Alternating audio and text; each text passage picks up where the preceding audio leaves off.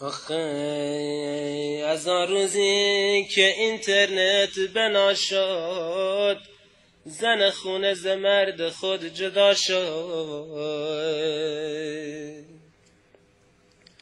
نه چای آماده و نه استکانی، دریغ از پختن یک لقمه نانی.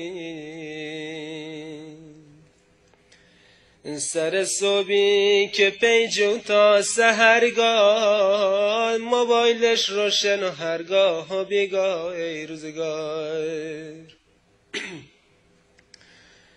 گهی اینترنت و واتساپ، گهی چت، پیامک میزنه این خط به اون خط.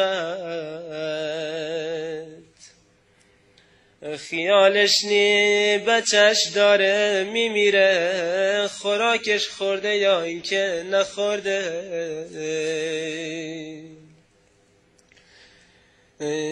خیالش نی که مردش خسته و زار، میاد خونه شبانگاهان سر کار.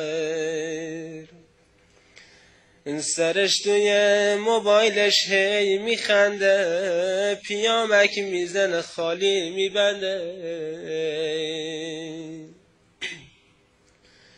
این روزگار به جای همدمی با مرد خونه، موبایل ها روز شب همدمشونه.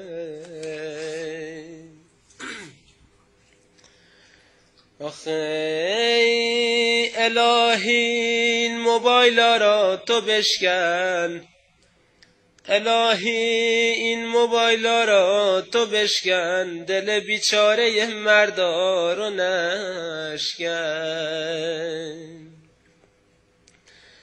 قدیما مرد و زن همراه و همدل، حالا همدم شده خط ایران سل ای روزگار. الهی کابل اینترنت جدا شه، موبایل عدس زنها رها شه. از آن روزی که این واتساپ بنا شد، زن خونه ز مرد خود جدا شد.